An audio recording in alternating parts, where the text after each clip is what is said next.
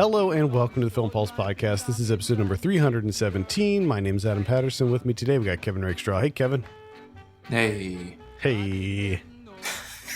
Hey, I know that there. This week on the show, we'll be talking about Khalik Black Mother. We'll also be talking about someone watching on the watch list and going over this week's new releases in theaters, VOD, and Blu-ray. Thank you so much for joining us today. Yeah, thank you.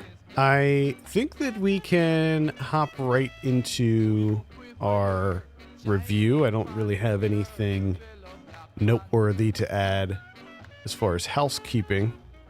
I just want to say one thing, just to kind of give you behind the scenes access to this show and the making of this show.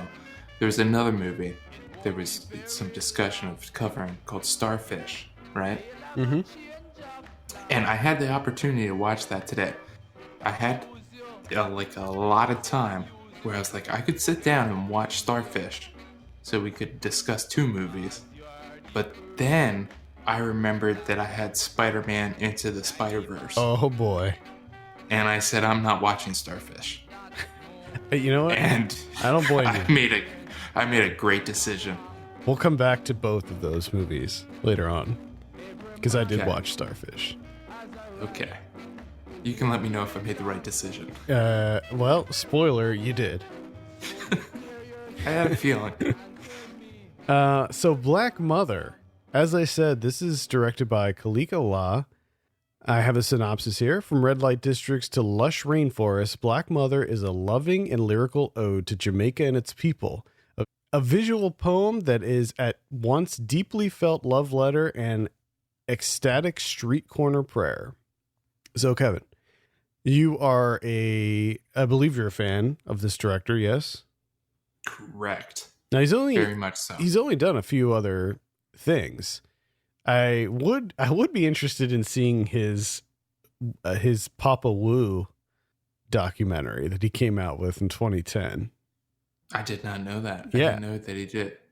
Yeah, he worked with the Wu-Tang, I guess. He did an adventure into the mind of Papa Wu, the patriarch of the world-renowned rap group Wu-Tang Clan.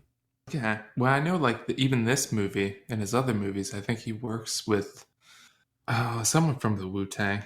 Yeah, the producer.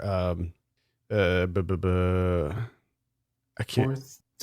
Fourth Disciple? Yes. Yeah. I want to say Fourth Disciple. It is. Yeah, you're right. He's the producer on a lot of the Wu-Tang stuff. So I also want to say, because it always throws me off, because in his movies,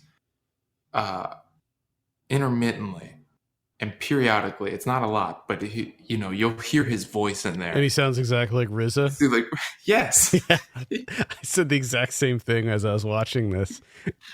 It doesn't happen a lot, like you said. Like he doesn't really put himself in, at least in this movie, a lot. But when you do hear him, very rarely, he sounds exactly like RZA. Yes, it's a very distinct voice, and I every time my brain just immediately goes RZA. It's RZA. Yep.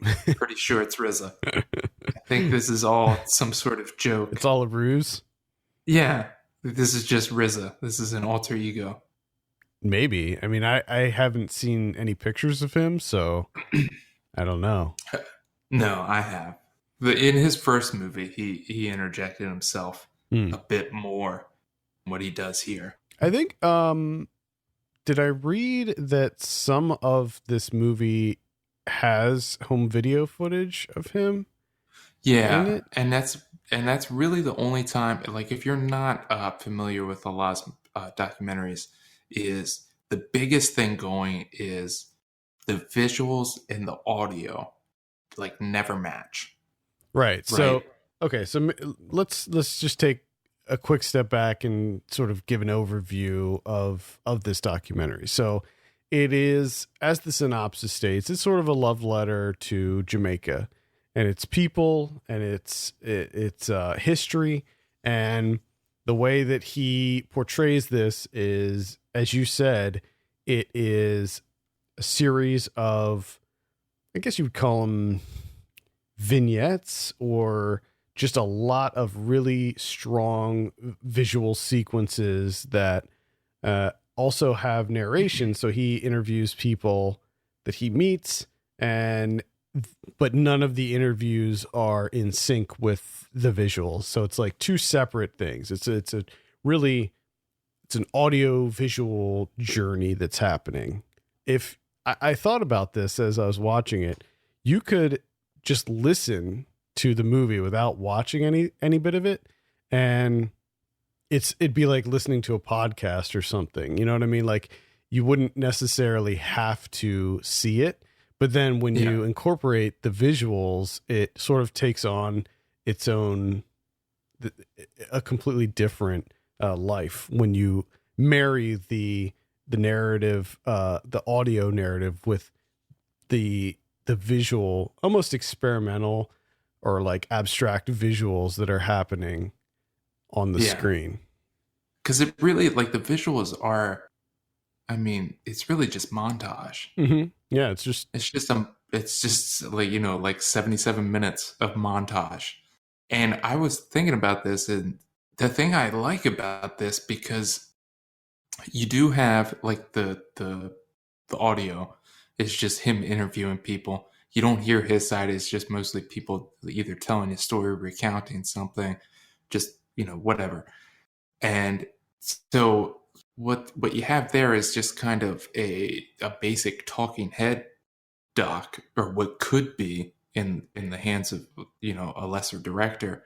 But here you have this, you couple it to this montage of just all these visuals, and you can just pack so much in, because you can just pack in all the visuals that you have of Jamaica, and it just makes it that much more interesting, because you can't really tune out of whoever's talking, because you might miss something, because it's, you know, it's these portraitures, and then there's these landscape shots, and then there's just like walking through either the market or the city, or he's out in the country.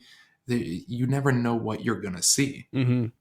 Yeah, it's very interesting too, because sometimes the audio complements the visuals, where the two will be very closely married. And I think that there's actually one point at the end where the audio is in sync with there was a guy talking, and I'm pretty sure that it was in sync for like one of those little moments. But so sometimes they really complement one another, and then sometimes they sort of contrast each other, like when they'll be talking about something specific. And what we're seeing is sort of, in a lot of ways, a contrast. So they could be talking about the like colonialism or something, and or like prostitution or something, one of the more negative aspects of Jamaica, and we could be seeing these like beautiful, you know, vistas and stuff. Yeah. So in that regard, it works really, really interestingly. Like I was really taken with the structure of this movie. Yeah, and it's just it it has a weird way of just like pulling you in, because it's kind of off kilter. Like the way in which that it is abstract. Like, it lets you, it's almost welcoming you to just kind of like drift off, but at the same time it completely captivates you, because you might miss something, because there might be just some visual that pops up for like a second or two, Mm-hmm. and you might never see it again, you know. So you kind of, for me at least, I'm transfixed to the screen, but I'm also like kind of drifting away at the same moment, Mm-hmm. because it is the way it's set up is just this, like, it's oddly soothing, where you hear from the people of Jamaica, which is my favorite thing about this movie and his first movie, where they're kind of like city symphonies. Now the first one, yes, because it's Harlem, and you know, it's told through the people, and here it's more of like, you know, an overview of a country, but it's told by the people of the country. Right.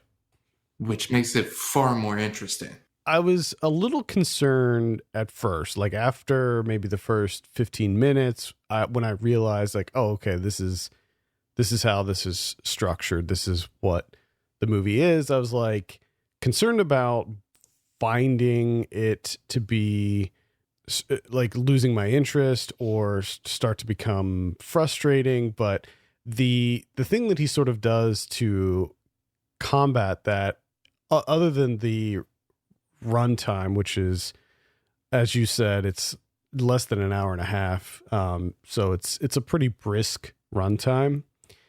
He mixes up the visuals in how he shoots them. So there's like, man, so many mediums at use here in this movie. So Yeah. like there'll be one scene that's done on like 8mm, and then he'll switch it to like a digital, like a high 8, kind of crappy digital look, and then all of a sudden we're in this like full screen, like beautiful high definition, very high quality look. And the idea that he mixes up all of these different cameras, really, I thought was awesome. Yeah, it keeps things really interesting, really fresh. And it almost, I don't know if he's doing this on purpose, but it almost seems like he's catering to the new attention span, where people's attention spans are really, really short. And it's just like it's a different medium. It's either handheld, and then he's also got a bunch of drone footage in there. And then, like you said, he's doing a hand crank Bolex camera, and then it's super high definition. And then you got home video stuff in there, and the topics are always changing. The visuals are always changing. It could be in the city, it could be out in the country. And even for the runtime, which I think is like 70 something, 70 plus minutes, and it feels really, really short. It's a brisk movie, but at the same time, there's so much stuff covered in this movie. There's a ton of topics. Right. So he goes through like essentially pretty much every major topic of Jamaica. So he goes over the history, he goes over the stuff that they eat, religion, problems within the cities, like the disparity between wealth in the nation. He goes over the how prostitution is so pervasive, marijuana, like all of these different aspects of the country, and he just sort of dives into each one of them, and it's really fascinating. Like you said, especially because we're hearing it from the locals. This isn't some like stuffy a documentary where you have like a narrator just going over bullet points or anything like that. These are like real world experiences that we're witnessing. Yeah. And I also love because of his photography background, his like his portraitures that he does. Oh yeah. So like almost everyone that he talks to, he's just getting them, just capturing their essence. And and he doesn't shy away from capturing everyone. There's a couple, like the guy with the goiter on the back of his neck. And the guy before that too looked. He had like a hole in his face. He had a lot of medical issues. That guy. Yeah, and I mean, he captures all of them exactly the same. They're all captured in this very like loving way, where he seems fascinated by everything, and to him, there's like it almost feels like there's no negative aspects to him at all. Everything's just absolutely fascinating and beautiful to him, and he can't help but just get his camera in there. Yeah, I thought overall it was like a really really fascinating journey. The only thing that somewhat bothered me, major nitpick here. This is like such, I don't even know why I'm mentioning it because it's really a non-issue, but there were several times when like during the interviews he would add this like echo onto the end of whatever like sentence they were saying. So like Oh, the okay. so like the final word that they would say would be echoed for a little bit, and for some reason I thought that was not very good. Like I didn't. I didn't mind that. Uh, I didn't mind that because to me it kind of gave me this feel of like documentary film as mixtape type thing going yeah, on, yeah, I could see that. which I could get into. I could But definitely I do think that. I think my I think my favorite thing is when they have, because there's a lot of singing throughout. People just kind of singing hymns, and there's one with the kids, and it starts out and it's just kind of this nice hymn being sung by a family and some kids, and then you can tell the kids kind of they're not as interested in it anymore, and they just start like screaming the words instead Oh of yeah, really singing them. yeah, that was funny. I did enjoy that. I could have used a little bit of a deeper exploration into the music because I felt like he touched on it, and certainly I think a couple of the people talked about music, but it seems like that that is such an integral part of Jamaican culture that I thought that he would spend more time looking at the Yeah, music of the nation. But I mean, you still have plenty of music in it. I think he does do a really good job because he covers so much, or at least the people that he talks to cover so much that he does a really good job of just kind of being this guide of piquing your interest.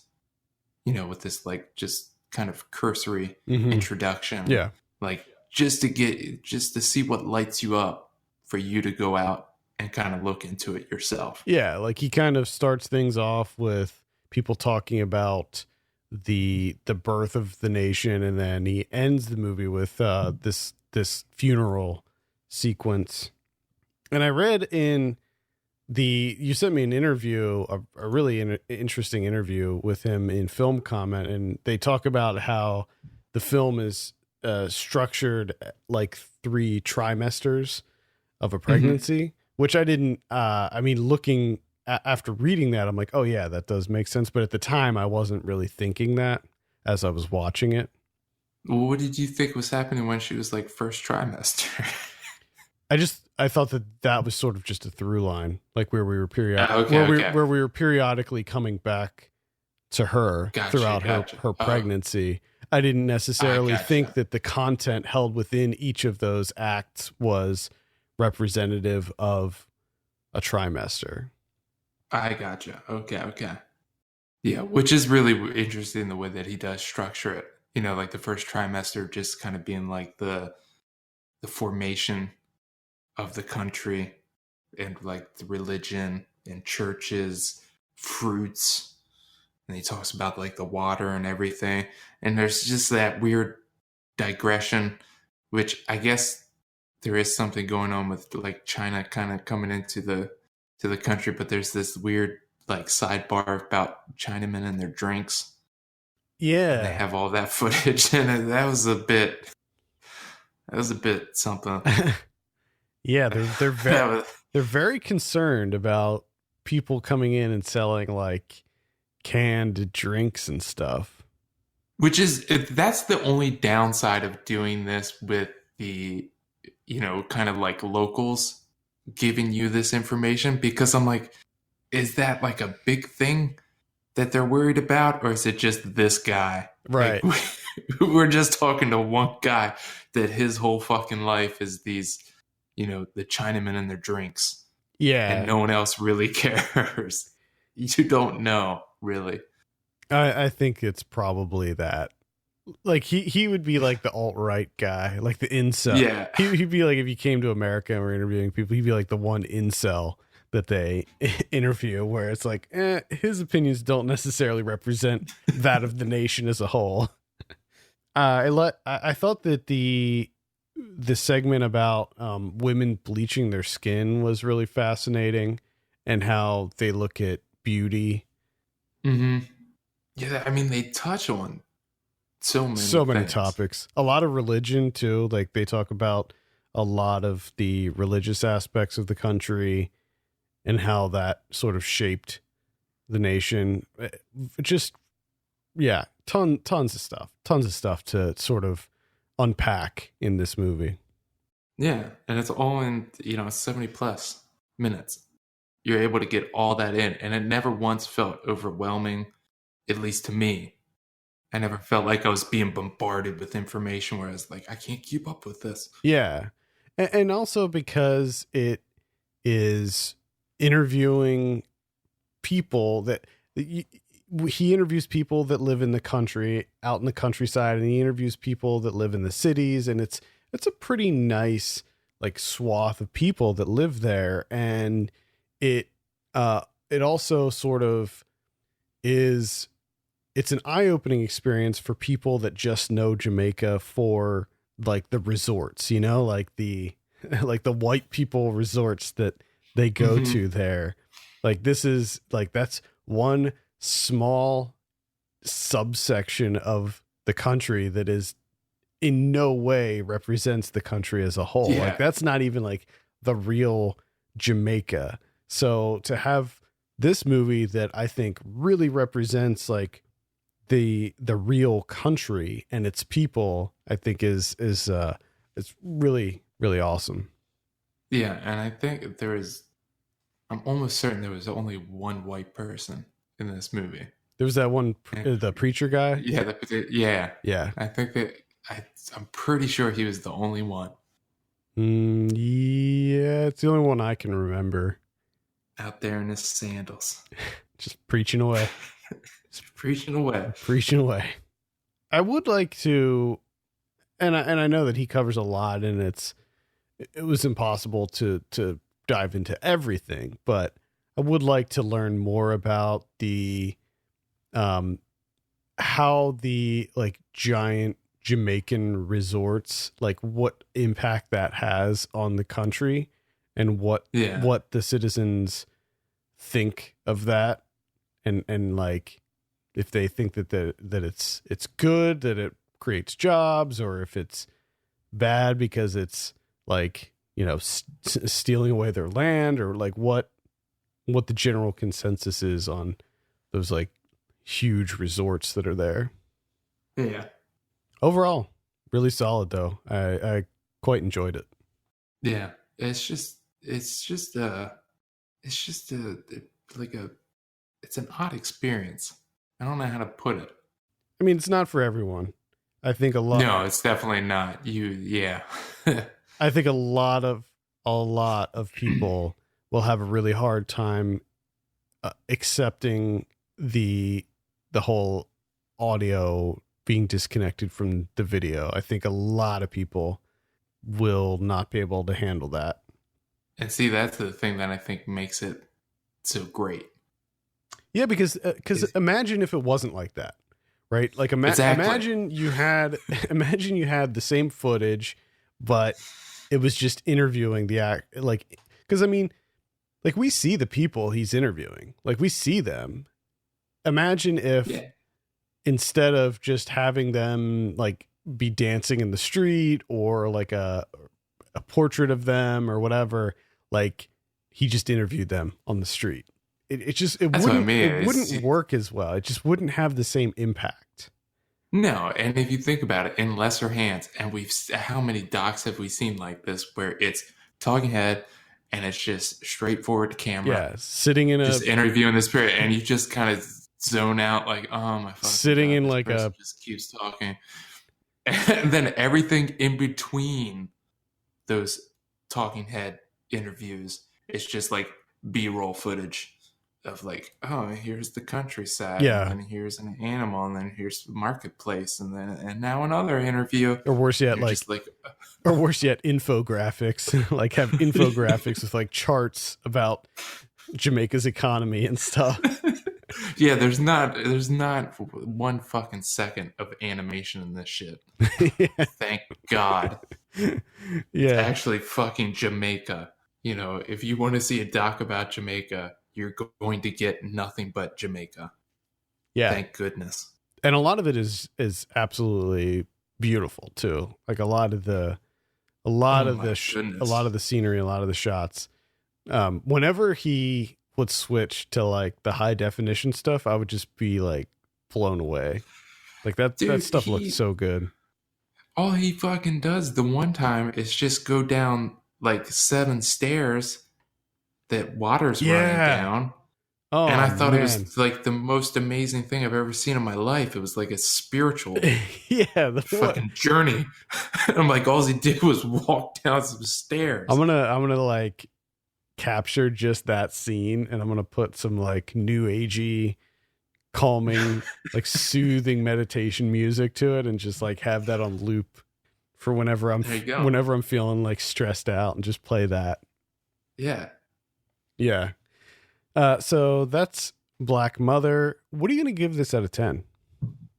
I think I'm gonna give it like I'm gonna go a 9. 9. Wow. There's not a whole lot that I don't like about it. You know what I mean? Like, Yeah, it's really it's really solid. I'm gonna like an 8 on this. yeah, all right. Yeah, it's really great. This is playing in limited release right now. It's playing in New York. I don't know if it's playing anywhere else. Probably not. I think it's just New York. Check it out. All right, let's talk about something we're watching on the watch list. I believe it is your turn to go first, Kevin. So I saw To Sleep With Anger from 1990 from Charles Burnett. This just recently came out on Criterion. Finally.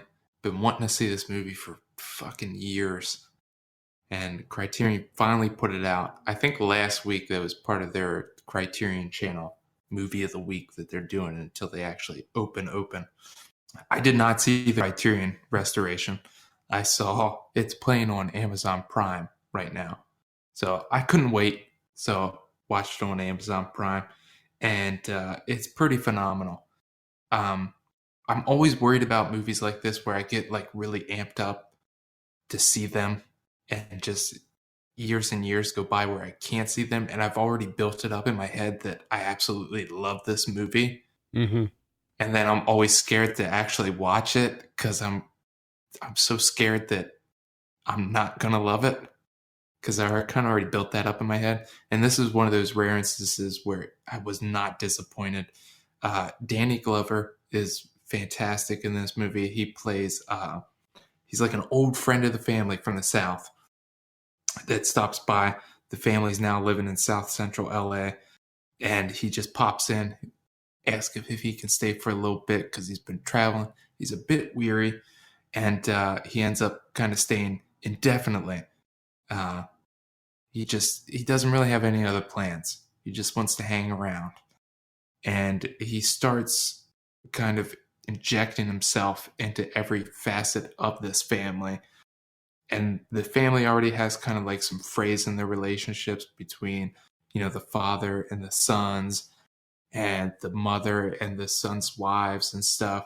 And he just kind of exacerbates those strained relationships, and then just kind of wreaks havoc. But the thing is that he's really a good mannered guy. He's really nice. He's really affable, and you can't really pin anything on him. But at the same time, he's kind of the source of everything, because everything went to shit after he arrived, and he just kind of has this quiet menace to him, but behind that smile. And it just, it's pretty fantastic. I'm so happy that I finally got to see this. It sounds fantastic. Yeah, you'll love it. Okay, I'll definitely check it out. You said it's on Amazon, right? It was on Amazon Prime. As soon as we're done recording, you can just pop on there and start watching. I might do that. That's To Sleep with Anger from 1990. I'll start with the big one. I saw Captain Marvel. Ooh. So Goodness. I saw this. The movie was fine. I didn't hate it. I had a lot of problems with it. I thought the end was pretty strong, but everything up until that point was pretty mediocre. As far as Marvel movies goes, it's par for the course. There wasn't anything particularly great about it. A lot of the jokes in this one just didn't land. They were all like kind of lazy 90s jokes because, you know, it takes place in the 90s. So a lot of them just didn't really work. I mean, the theater that I saw it in was just erupting. They thought it was so funny. Like, oh, computers were so slow, and she falls into a Blockbuster Video and they tell her to go to a Radio Shack. And it's just like, all right. And she like gets this, she has to find clothes because she's in her like costume and she doesn't fit in. So she like ends up getting a 9 Inch Nails t-shirt and a flannel shirt. And it's like, hey guys, it's like they kept reminding us, like they had to remind us. They couldn't just organically make it look like it was the 90s. They had to be like, guys, remember it's the 90s, 9 Inch Nails. And the whole soundtrack is filled with 90s music. And there's a lot of these sort of needle drop moments where like, oh man, and then like play killer 90s music to this montage or whatever. And those were pretty bad, except for at the end, they play No Doubt during this one really great action scene. And that was like by far the best sequence in the movie. A lot of people were talking about the cat in this movie, the cat. Goose. How was the cat? The cat. That's the only thing I care about. So the cat's great. Goose. Yes. He is. The cat's name is Goose. Yeah. Yep. He's great. And, you know, I'm not even a cat person. And when I started seeing rumblings on Twitter about the cat, I'm thinking, come on, how great can this? It's a cat. How great can it be? Well, the cat's pretty great. Yes. Almost worth it to see Goose. Damn it. I wrote a review for this, but it wasn't like a regular review of the movie. I actually saw this in Screen X, which is this, I think, relatively new theater format. And the folks at Screen X sent me to a screening in this theater. So full disclosure, they sent me to this theater to see it. And the whole thing with Screen X is that it's the screen. There's 2 additional projectors that will project on the left and right walls. So you end up having a 270-degree viewing angle. So the screen is not only in front of you, but it wraps around. So it's on the sides too. It seems a bit much. It's actually, so when it works, it is very immersive. The idea of having the movie that you're watching be visible in your peripheral vision it's a really cool effect. Like it really makes you feel like you're in it. There's no distractions, except for the fact that there were a ton of distractions. So we go in, and this is at a Regal.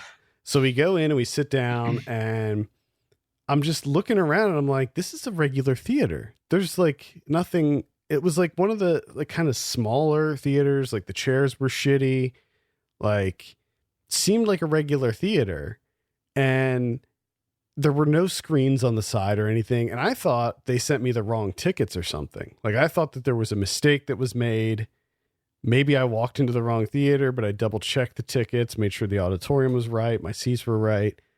And then like the trailers played, and they were all just like on the front screen.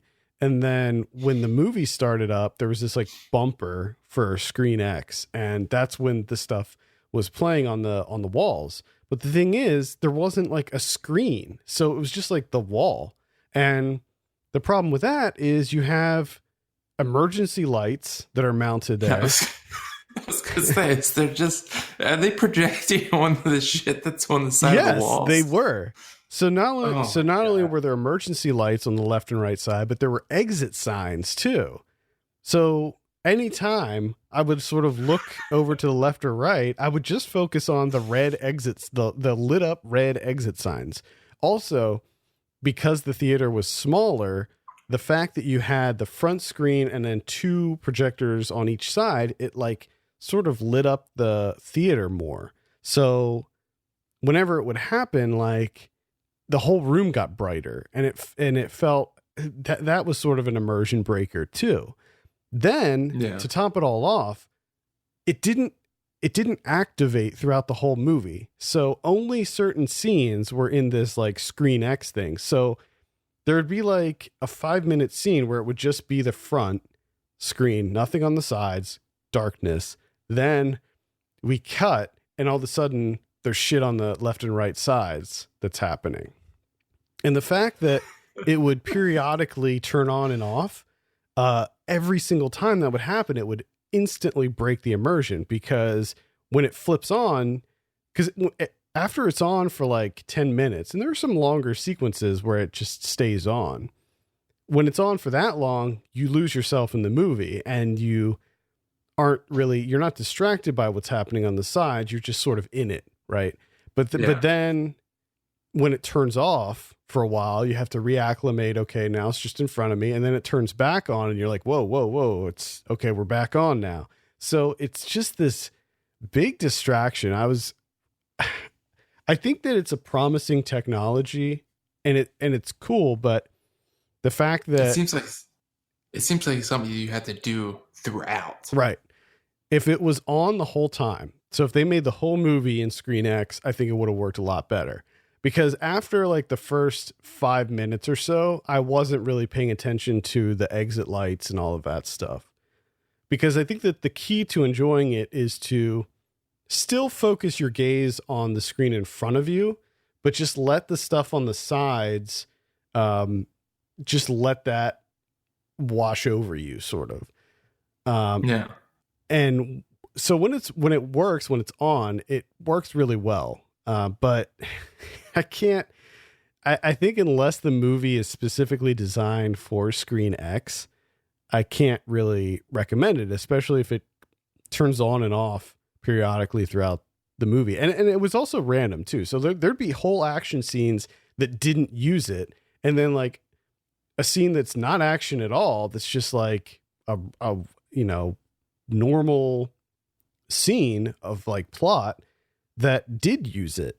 Like they're walking through like this file room, for instance. They're looking for these files in one scene, and that had it. And then like there's this other action scene when you'd think that, oh man, this would be perfect for it, it turned off. So yeah, really inconsistent. I don't know. I wrote a whole thing about it on the site, so you can check it out. But yeah, Captain Marvel, pretty average. So that Screen X thing sounds really unnecessary. Yeah, and I think it would be better if they utilized better seats. And I understand that Screen X is just the screens, but the fact that like Dolby, for instance, like if you've ever been to a Dolby theater, they do like the seats, the seats recline, and then like the sound is like outstanding. It's so precise. And then also with Dolby theaters, they have, I think, the best image quality of any theater that I've been to. If they utilize those other things, I think it'd be a better experience too.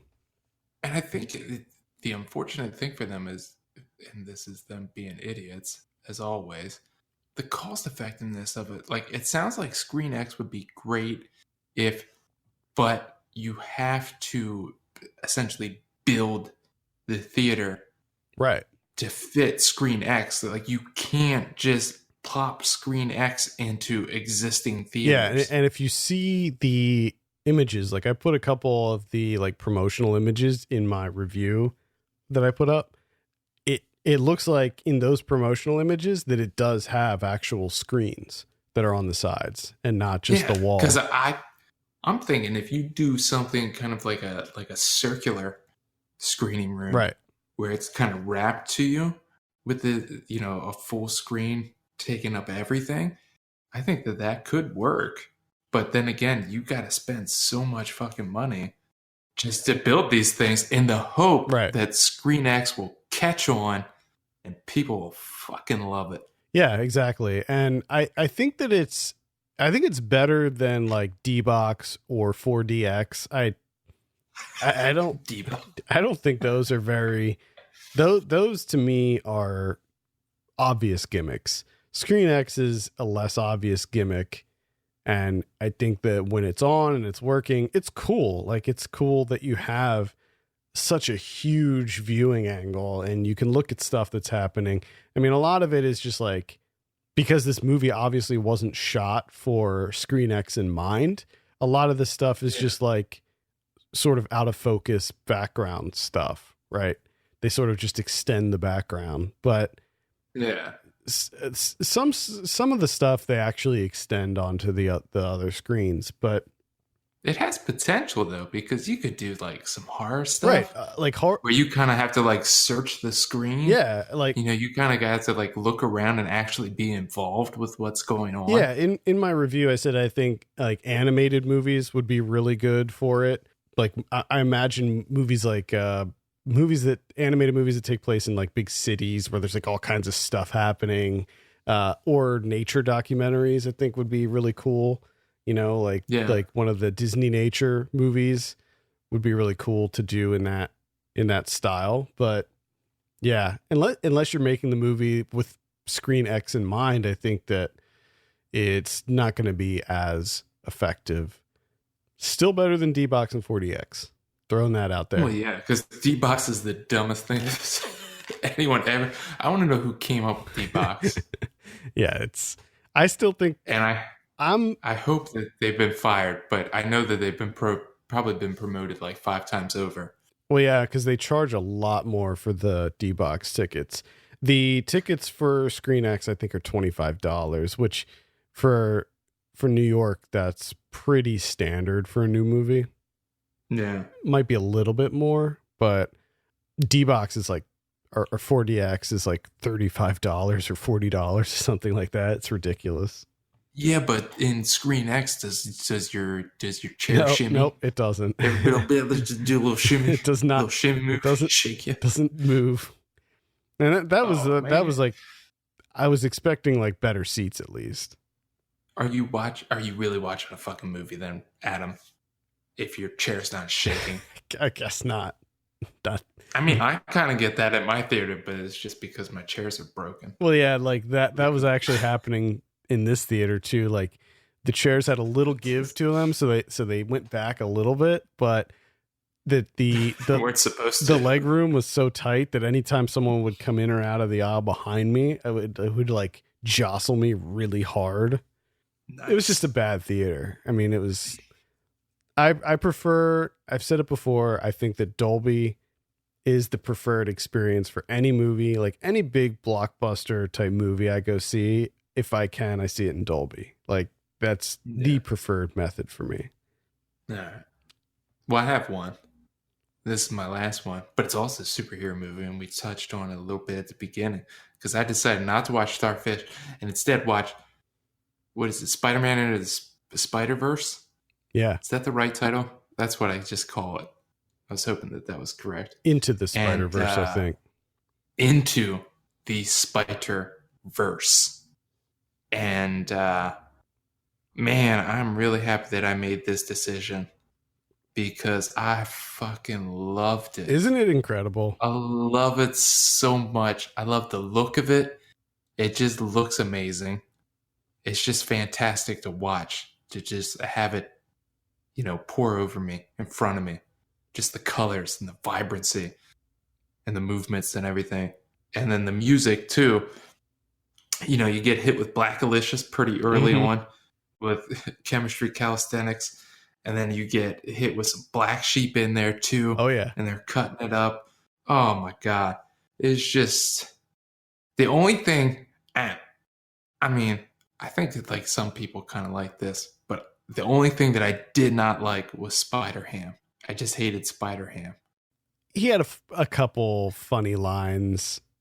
But Yeah, it kind of took me out of it, where it's just like, we're not taking it seriously anymore? Like, is this not a fun thing that we're doing? Like, I don't, it seems like we might have taken the needle just a bit too far with having fun. yeah. And now we end up with something like Spider Ham, where it's just like, this is not working for me. Like a Spider Ham, just no thank you. I didn't mind it. I thought that he was in it. It's not like he was in it so much that it got too annoying to me. And also, I like the animation style from him is very much a Ren and Stimpy style. Mm-hmm. If you actually buy this, I bought it on iTunes, and it has like all these special features, and they have a short film that's like a Spider Ham short film, and I haven't looked it up, but I'm almost 100% certain it's the Ren and Stimpy guys that did the animation. Yeah, it definitely looked like it when they do his little origin story type thing. Mm-hmm. One other thing, it's kind of the music, but it's more so like the sound effects type deal for the Prowler. Mm-hmm. Oh my god, I love the sounds that were going on, like his little soundtrack that he would have anytime he would pop up. Mm-hmm. And just, man, it's so much fun. Yeah, the way that they did the score in this movie is really great. So they did like an actual like live orchestral score, like a normal movie, but then they had a DJ remix the whole thing and Yes. put this like hip hop spin on it, and so they had them like scratching the orchestral score and stuff, and just there were so many little details in this movie, and it was just so meticulous in how it was created and how it was crafted. Like so I've seen it twice. I'm sure that I'll go back to it and watch it again. It's the type of movie where every time you watch it, you pick up on more nuances that they put in. And like the Easter eggs, there's so many Easter eggs that they threw in, that Lord and Miller threw in just for fun. And it's incredible. Oh, I'm sure there's a ton of Easter eggs. And also it's different too, you know, it's not your standard like Pixar style CG animation. Like they actually were like, okay, how can we make this feel like it's a living comic book? And the idea that they didn't animate every frame. They skipped frames. I think it was like, turned out that it was like 20 frames per second or something like that, where they sort of, they skipped frames to make it feel more comic book like. Yeah. I loved it. I love everything about that movie. Yeah, no, it definitely works. And again, it was one of those things where, you know, pretty much everything I've heard about this movie has been how amazing it is. Like, I don't really think I've heard any like negative reviews for this. And of course, there's always that little party view where it's like, well, it can't be that great, right? Like, I'm sure it's good, or at the very least, it's fine, but it can't be that great. And within like 5 minutes of watching this thing, I was just like a huge smile on my face, like, yeah, it is. I love this. Yeah. I don't want this to stop. Yeah, I mean, I hope they're making sequels, and I just hope that there's, and I don't know if you saw, I should have told you this before you watched it, but after the credits, there's like this really cool stinger at the end. If you watch all the way through to the end. Oh, okay. I'll have to go back. Yeah, it's a really great stinger that they put in all the way at the very, very end. It's phenomenal. Okay, so with that in mind, Starfish. Did I make the right Starfish? Did I make the right choice? Yeah, so you did. I watched Starfish. I will have a review for this up this week. It may be up by the time this comes out. This publishes. So Starfish is a semi-horror movie. I think that it's a little bit deceptive to call it a horror movie. And I think it's a little bit to a disservice to this movie, because it doesn't really aim to be a horror movie.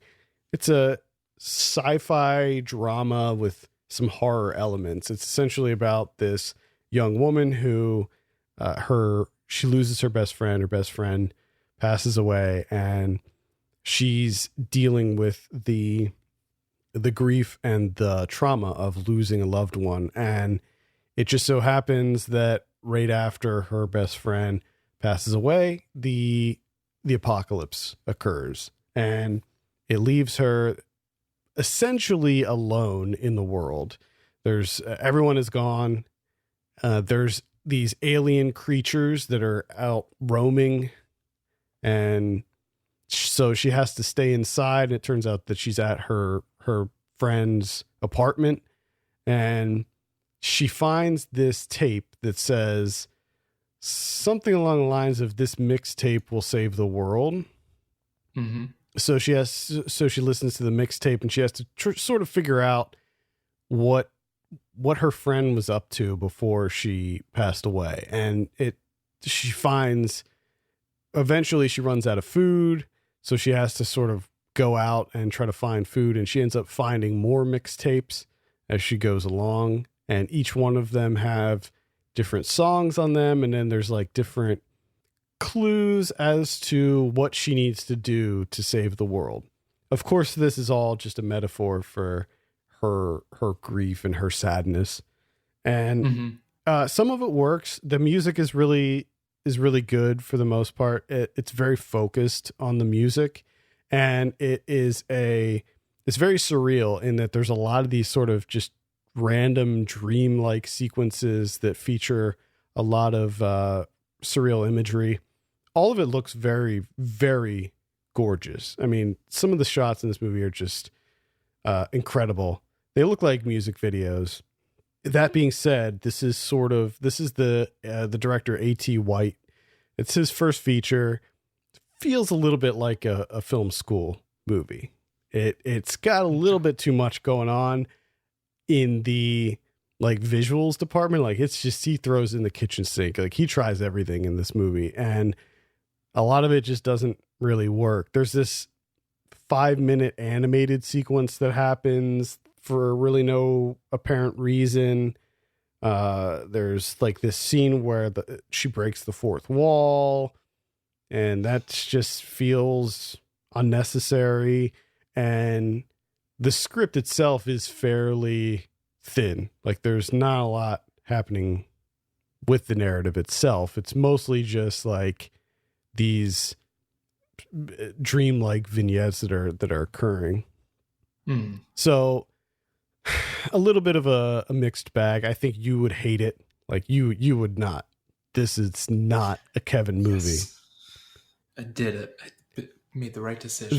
You do see the creatures, and they look really cool. They're CG, but they're well designed, and the animation is pretty good. And there's some other effects that happen that are cool. Mostly like just random things that like float in slow motion and stuff. A lot of the scenes are really beautiful, but overall, a little bit of a mixed bag for me. Yeah. That comes out this week. I think it's like doing a really limited run. Maybe it's like one of these, it's like doing a tour, maybe like a theatrical tour or something. Okay. It played Fantastic Fest. And so, yeah, if it sounds like something that would interest you, give it a look. It's called Starfish. All right, let's take a look at what's coming out in theaters this week. We have Starfish coming out. We have Wonder Park coming out. Starfish comes out on the 13th. Wonder Park comes out on the 15th, as does 5 Feet Apart, Nancy Drew and the Hidden Staircase. Wonder Park looks pretty bad, by the way. I saw a number of trailers for that, and it just does not look very good.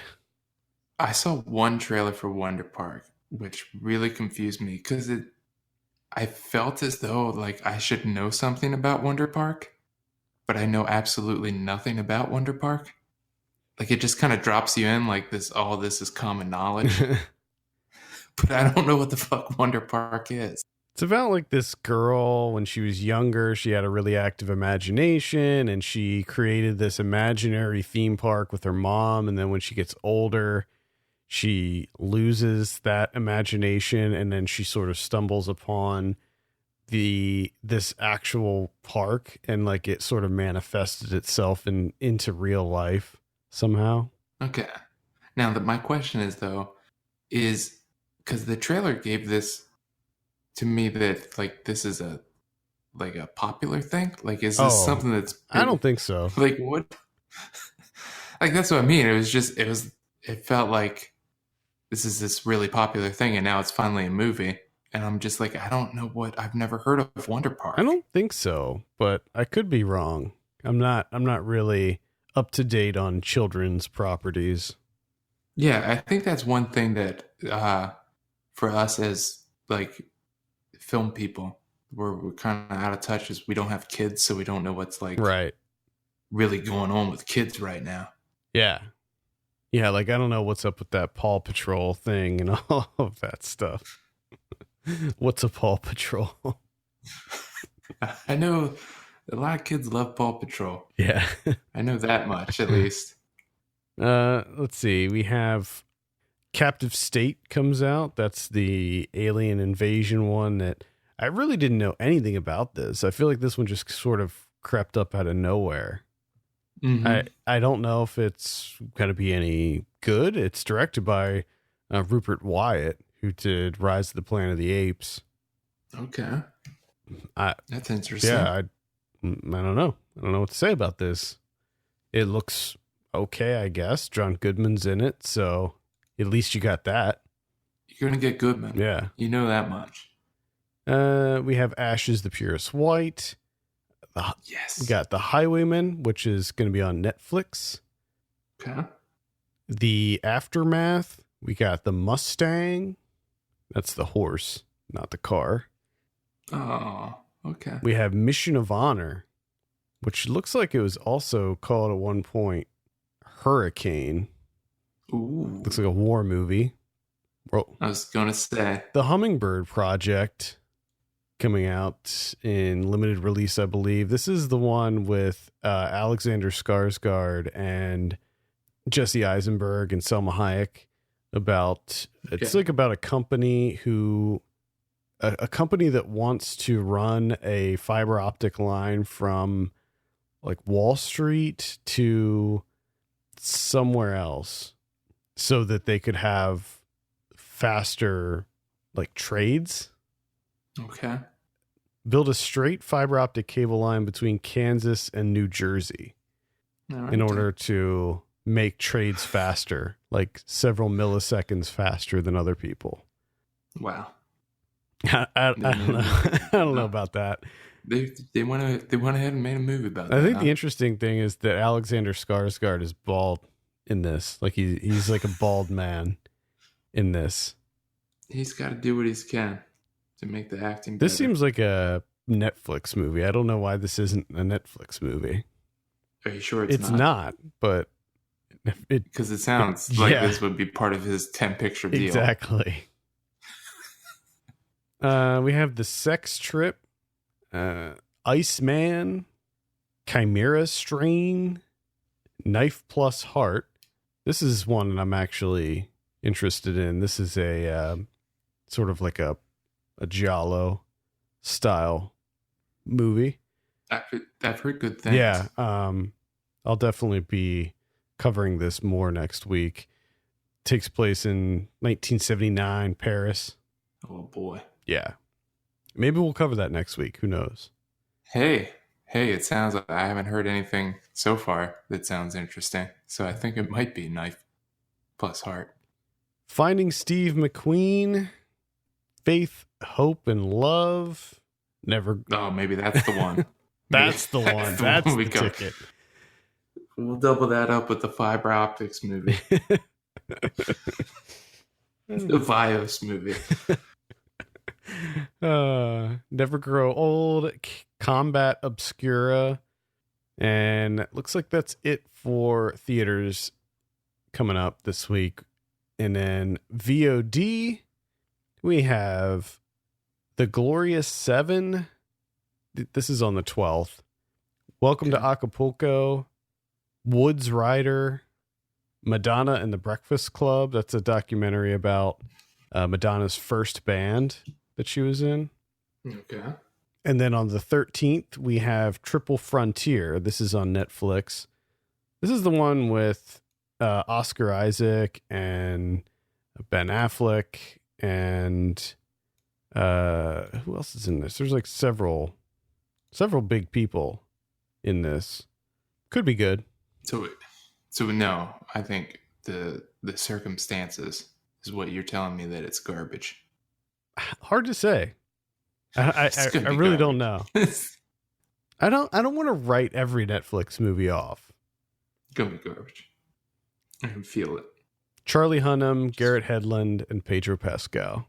Then on the 15th, we have Nothing to Do, The Iceman, and it looks like that's pretty much it for VOD coming up this week. And then on Blu-ray, we have Fantastic Beasts, The Crimes of Grindelwald. Mm-hmm. Get your Grindelwald fix in there. Correct. We have Green Book. Oh man. Yeah. Yep. Green Book. Best picture winner. Best Picture 2018 Green Book. Directed by Peter Farrelly. Oh my God. Shallow Hal was on TV the other night, and the whole time I just kept saying Oscar winner. Oscar winning director here. From the Oscar winning director, Shallow Hal. I wonder how his brother feels. I thought about that numerous times during this whole, hype train for Green Book, and everybody was talking about it. Like, where's what's his brother's name? Bobby? Yeah. What? And I just, man, it feels like a defiance pick from the Academy. Well, I don't know if you saw that Times article where they interviewed Academy voters and some of the stuff that they said. I mean, it was like horrendous. If you thought that the Oscars were bad, if you read that article and read some of the stuff that people said, like, it's unbelievable. Yeah, it's such a terrible, terrible thing. Like, I don't understand how it's still like relevant. Yeah, I don't know. Covered the way in which it is. Yep. All right. We also have Mortal Engines. We got Someone to Watch Over Me from 1987. This, I believe, is going to be a Shout Factory, Shout Selects title. Neighbors from 1981. Sheena from 1984. Colobos from 1999, coming out on Arrow. This is one that I'm interested in. Man's Best Friend from 1993. I think we had Ryan watch that. Yeah. I was going to say, dude, isn't that a side org? Yeah. Yes, it is. Yeah, it is. I believe it is. Shout Factory is putting that one out as well. So it's probably got some cool bonus content. Showdown from 1993 is coming out on the MVD Rewind collection. I covered a couple of their releases in the past on the site, and I really like the titles that they're putting out on this MVD Rewind collection. It's all like sort of 90s. It's all 90s stuff, and it's all like sort of straight to video or like not very, very well received, but cult status type movies from the 90s. Like they did Double Dragon and Bram Stoker's Shadow Builder.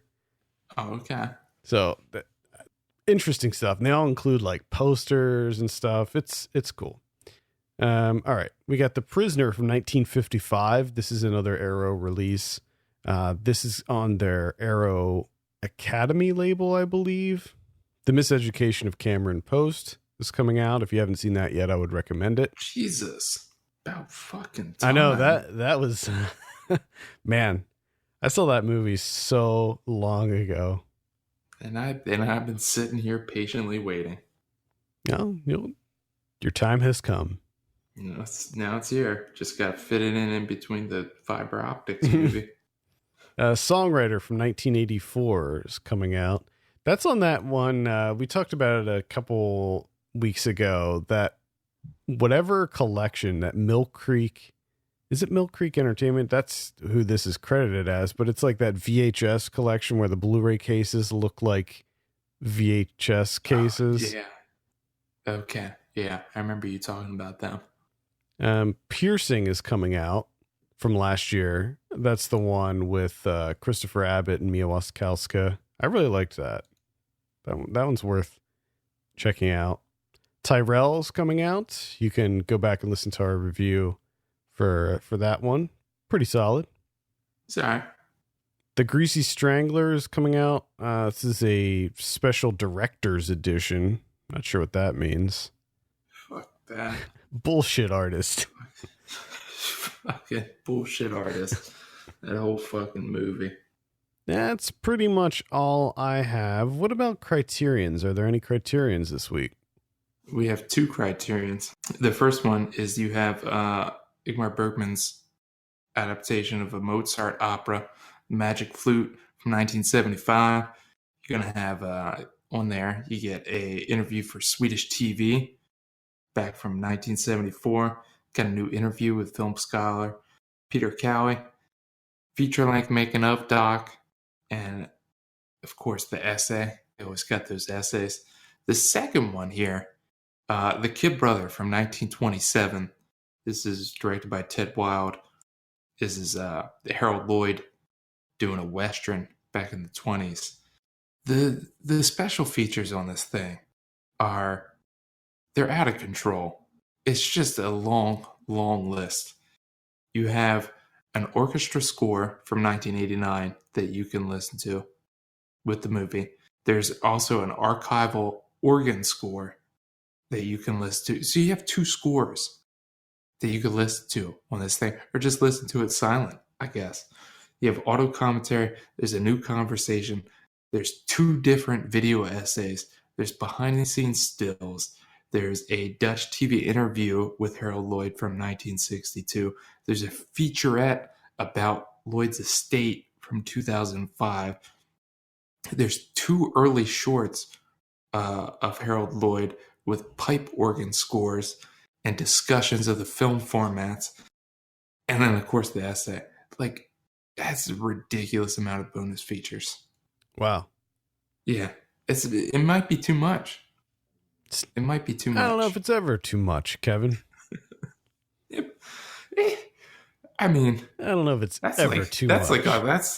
That's a whole week of just sitting down. I will say, like, when I do Blu-ray reviews, so I typically only review Criterions and like Arrow releases, like specialty items. I don't usually review just regular Blu-rays because often it's just like, what am I supposed to review? Like, I'm just going to review the movie because these days they don't put special features on, or if they do, they're like pretty crappy. So sometimes when I'll get one and I'll look and see like, oh, there's 5 hours of bonus content. Great. Especially if it's like, because sometimes I'll just, get a Blu-ray that of a movie I never even saw before. And sometimes it's a movie I don't like. And so I'll be like, oh, great. Now I have to watch 5 hours of bonus content about a movie I wasn't even fond of.